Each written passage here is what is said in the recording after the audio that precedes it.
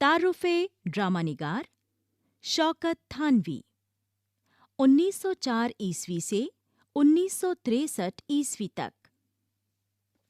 شوکت تھانوی کا اصل نام محمد عمر تھا۔ وہ اردو کے مشہور مزاح نگار تھے۔ مزاحیہ تحریروں اور ناولوں کے علاوہ انہوں نے ریڈیو کے لیے ڈرامے بھی لکھے ہیں۔ ان کے قلم میں بلا کی روانی تھی۔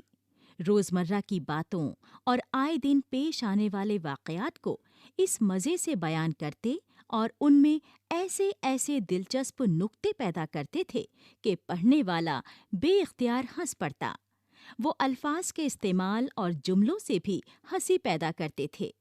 وہ شوخی اور ظرافت کے ساتھ اس کا بھی خیال رکھتے تھے کہ تحریر میں تہذیب سے گری ہوئی بات یا فقرہ نہ آنے پائے۔ ان کی جدت ذہن معمولی باتوں کو بھی دلچسپ بنا دیتی تھی۔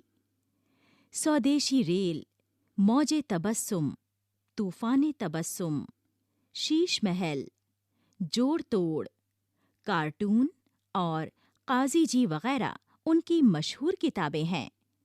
شوکت تھانوی نے شاعری بھی کی ہے، لیکن وہ مزاحیہ شاعری نہیں بلکہ سنجیدہ غزل کی شاعری ہے۔